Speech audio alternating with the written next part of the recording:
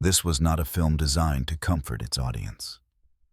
The ninth configuration arrived looking like a psychological drama, dressed in the reputation of The Exorcist, and quietly confused almost everyone who sat down to watch it. Critics didn't know where to place it. Audiences didn't know what it was asking of them. And the studio didn't know how to sell a movie that refused to behave like one. Because beneath the surface, this was never about madness in a castle. It was about belief under pressure. About what happens when faith is tested not by demons, but by logic order and men who have already been broken once before. The danger surrounding this film wasn't loud or visible. There were no on-set disasters splashed across headlines.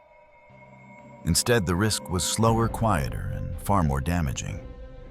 Mislabeling, misinterpretation, a project that drifted into theaters without a clear identity, then disappeared before anyone realized what it was actually saying. Tonight, we're opening that file again. Not to explain the plot, not to defend the movie, but to break down 20 buried facts, choices, consequences, and moments of quiet defiance that transformed the ninth configuration from a misunderstood release into one of the strangest cult legacies of its era. And once we reach the midpoint, you'll understand why this film couldn't survive the decade it was born into. Fact number 1 begins with a decision that guaranteed most viewers would never see the movie the way its creator intended. 1. The first mistake wasn't creative. It was strategic. The ninth configuration was released as if it were a horror film riding the long shadow of The Exorcist. Posters, trailers, and press framing all suggested audiences were about to see another descent into supernatural terror. That assumption was wrong, and it poisoned the film on arrival.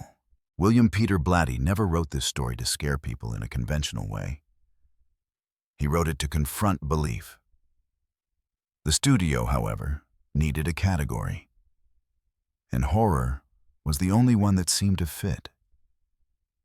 The result was a fundamental mismatch between expectation and reality.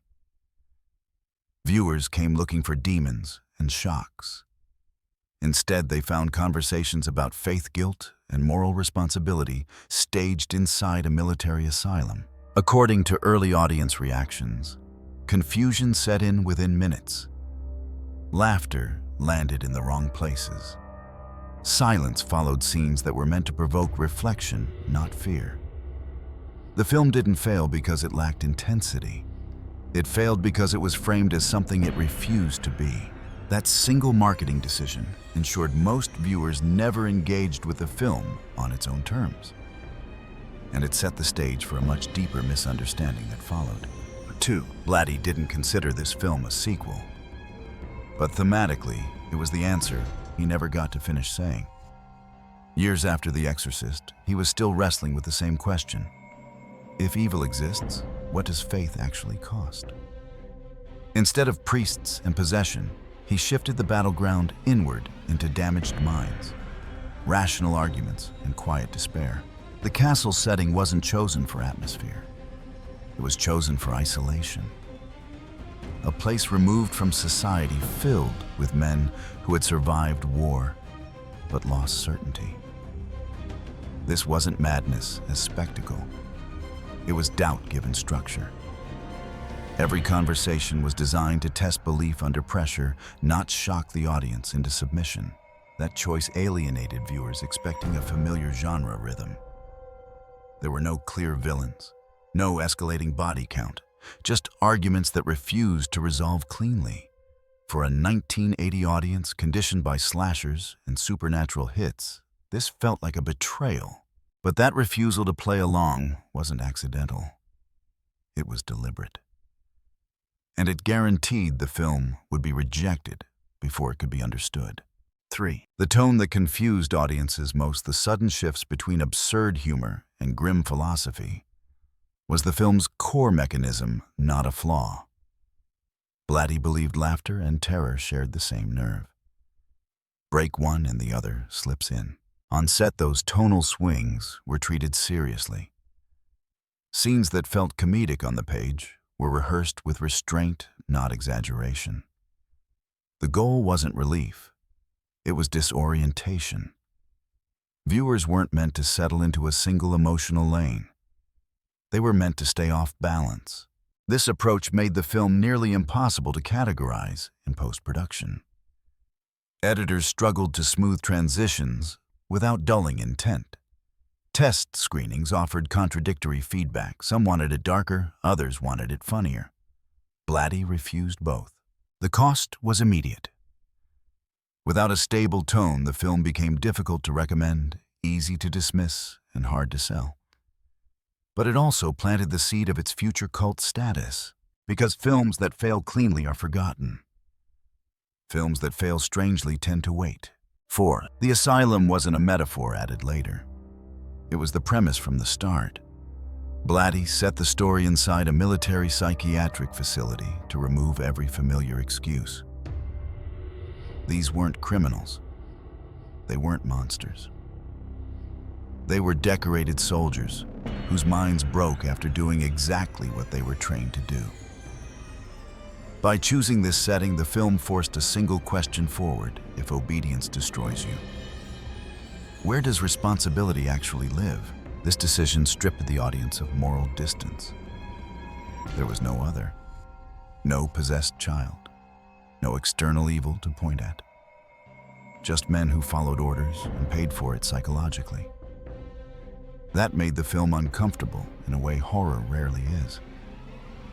It wasn't asking viewers to be afraid. It was asking them to judge. For a post-Vietnam audience, this landed poorly. The cultural wound was still open, and the film refused to soothe it. Instead of condemnation or patriotism, it offered ambiguity. Studios wanted clarity. Audiences wanted catharsis. The film gave neither. That choice didn't just limit its appeal. It actively repelled viewers who weren't ready to confront what the setting implied. 5. Stacy Keach's performance was intentionally restrained to the point of frustration. The character could have been played as a savior, a healer, or a moral anchor. Instead, Keach was directed to underplay nearly everything. No speeches, no emotional release. Just observation, patience, and long silences. This wasn't an acting gamble. It was structural. Blatty wanted the audience to project meaning onto the character rather than receive it. The problem was timing. In 1980, subtlety read as emptiness. Viewers mistook control for blandness and restraint for a lack of direction. Early reactions focused on what the character didn't do. He didn't fix anyone. He didn't dominate scenes. He didn't provide answers. That absence was the point. But without genre cues to guide interpretation, it registered as narrative failure. The cost was a lead performance that critics called confusing instead of intentional. And once that perception took hold, the film lost its center for most viewers. The film's dialogue-heavy structure was a direct rejection of momentum-based storytelling. Scenes were built around arguments, not actions. Characters debated faith, chance, sacrifice, and meaning in extended conversations that refused to build toward a conventional payoff. This wasn't budgetary limitation, it was philosophical design. Blatty believed action would dilute the question. Violence would simplify it. So he let words do the damage instead. That choice collided with audience conditioning. By 1980, genre films were accelerating. Faster cuts, clear stakes, immediate consequence.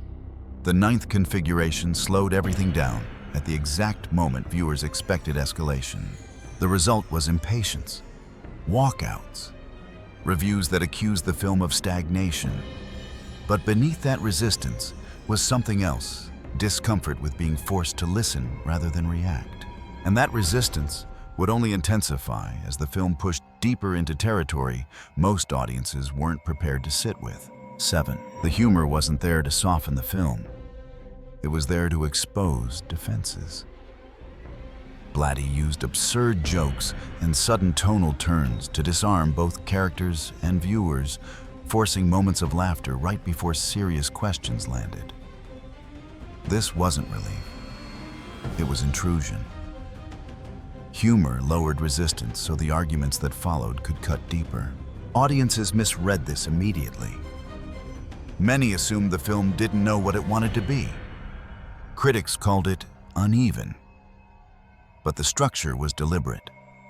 Each joke functioned like a pressure valve, briefly releasing tension so the next idea could enter without warning. On paper, this looks risky. On screen, it was worse.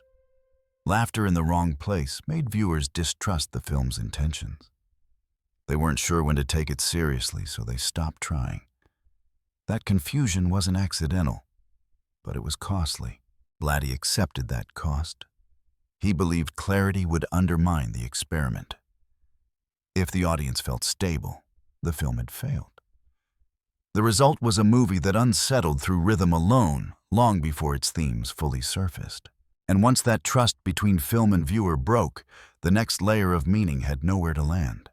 8. The film refused to define insanity clearly, and that refusal unsettled everyone involved.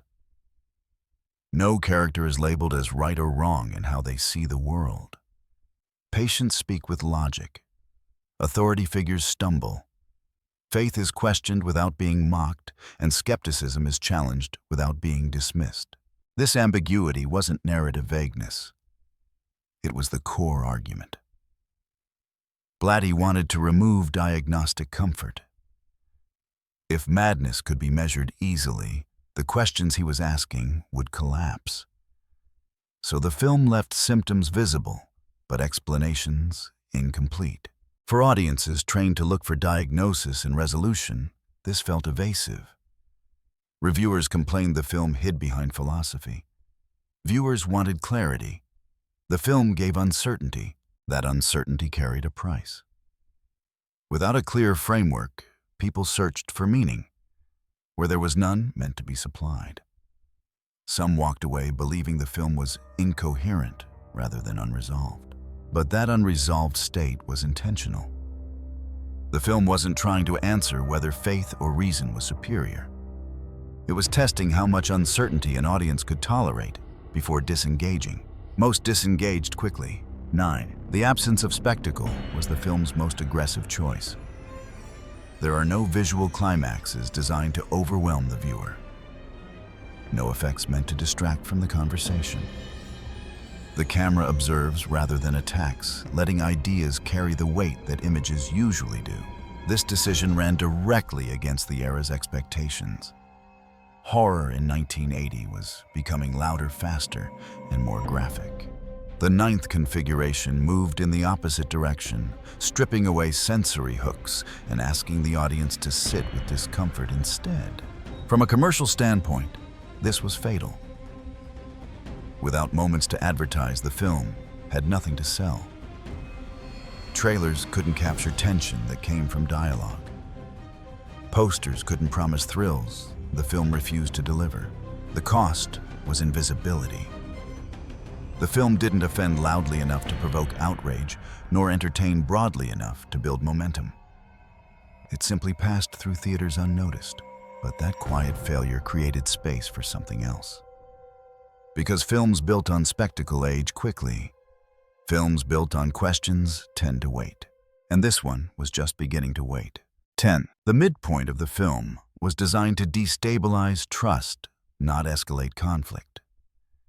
Instead of building toward a traditional turning point, Blatty used the center of the story to dismantle assumptions the audience thought were solid. Characters who seemed grounded revealed cracks. Characters assumed unstable delivered the film's clearest logic. This inversion wasn't subtle. It was structural. The film deliberately flipped who appeared credible and who didn't, forcing viewers to question their own shortcuts. But by this point, many had already checked out. Without genre momentum, the reversal landed softly instead of explosively. From a retention standpoint, this was disastrous. Midpoints are meant to reward patience. This one demanded more of it. The cost was attention. Viewers who stayed were engaged. Viewers who didn't were gone for good. Blatty knew this would happen. He accepted that only a fraction of the audience would make it past this point. The film wasn't trying to win back trust. It was filtering for it, and what followed was even less forgiving. 11. The film's central argument about sacrifice was intentionally uncomfortable, rather than framing sacrifice as noble or redemptive. The ninth configuration treats it as something morally ambiguous, sometimes necessary, sometimes meaningless, often devastating. No character is rewarded for belief. No position is protected by sentiment. This ran directly against narrative instinct. Audiences expect sacrifice to resolve tension. Here it deepens it. The film suggests that belief doesn't guarantee clarity or peace, only responsibility. That idea was deeply unpopular. Critics struggled to articulate why the film felt so cold. This was the reason. It refused to reassure. Faith didn't save anyone. Logic didn't either. The absence of resolution wasn't a failure of writing, it was the thesis. The cost was emotional distance. Viewers who wanted affirmation found none. Viewers who wanted answers were left with questions they didn't ask for. And that moral void is where the film becomes most difficult to sit with. 12. The film's most disturbing moments are conversational, not visual. Key scenes hinge on calm exchanges where extreme ideas are spoken plainly without music or visual emphasis. The camera doesn't guide emotion, it records it. That restraint forces the viewer to confront the words directly. This approach made those scenes easy to overlook and hard to forget. Nothing signals their importance. No cinematic underline. Only hindsight reveals how much weight they carry. In theaters, this subtlety worked against the film. Viewers didn't realize they were watching its most critical moments. Without cues, the significance passed unnoticed. But for those who stayed engaged, the effect lingered. That lingering discomfort wasn't accidental. It was the point. The film wasn't trying to shock in the moment. It was trying to follow you out.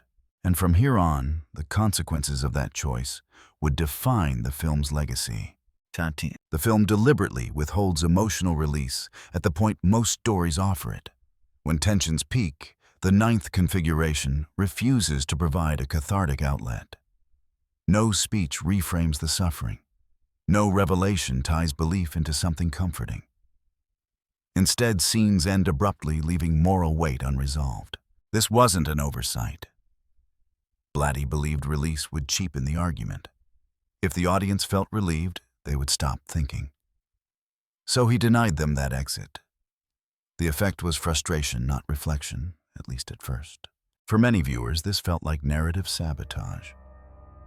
They waited for a payoff that never arrived. Without release, tension curdled into irritation. The film was blamed for failing to go somewhere, when in reality, it was refusing to go somewhere safe. That choice pushed casual viewers away.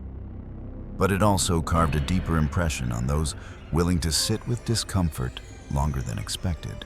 14. The religious dimension of the film was framed to provoke thought, not devotion.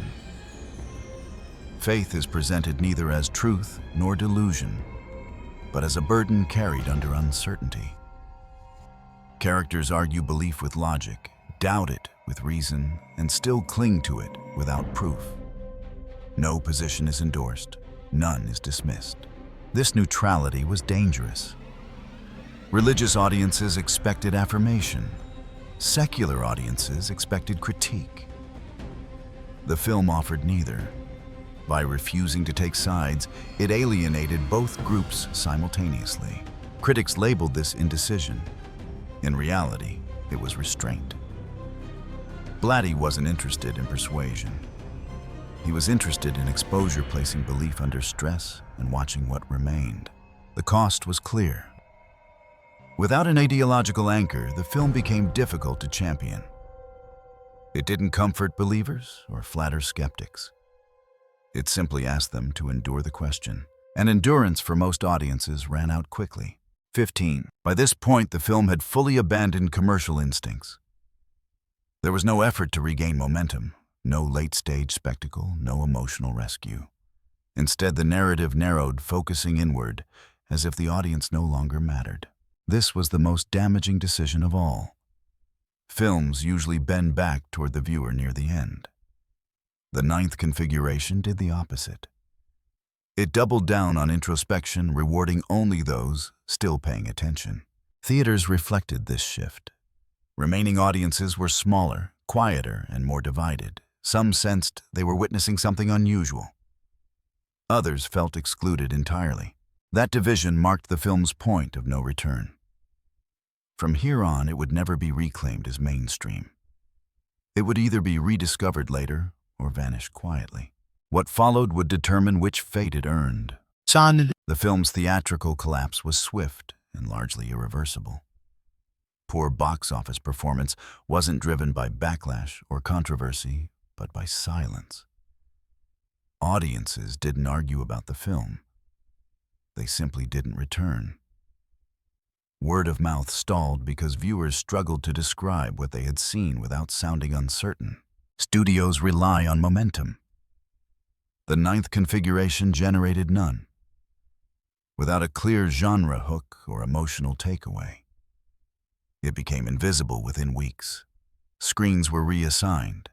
Advertising stopped.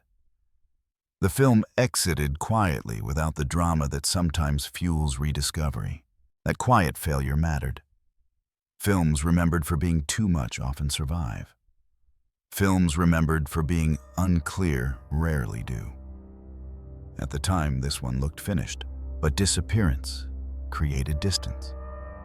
And distance would eventually allow the film to be seen without expectation. 17. The cast and creators rarely defended the film publicly after release. There were no press campaigns reframing its intent.